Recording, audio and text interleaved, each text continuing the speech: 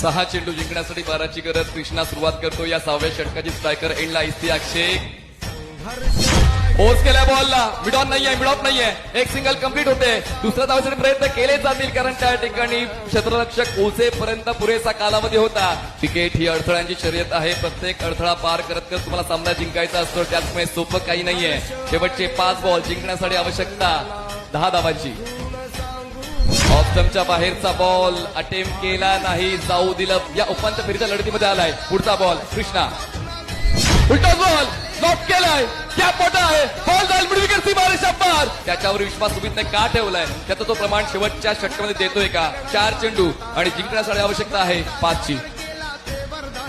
Sweep करण्याचा प्रयत्न होता, फरदीन चुकला आणि त्याचमुळे एक धाव तर मिळालेली आहे. Deep midwicket, deep square leg असं क्षेत्ररक्षण. 2 चेंडू 4. बॅटची लिडिंग एज आणि फलंदाज होत आहेत बाद गोल्डन डकवर. सामना शेवटच्या बॉलवर. 1 चेंडू 4ची गरज. साध्या प्रयत्नांना तर दुनिया विचारत नाही, आपण सतत तोच उल्लेख करतो. पण आता प्रयत्नांची उंची वाढवावी लागेल, तुमची प्रतिभा टिकवावी लागेल, सामना जिंकण्यासाठी मेहनत घ्यावी लागेल. 1 चेंडू जिंकण्यासाठी आवश्यकता 4 धावांची. आर्यन स्ट्रायकर एंडला. सफल झाले पण सफल नाही झाले. सामना जिंकलाय तो म्हणजे बालाजी क्लब राजकोट. अभिनंदन.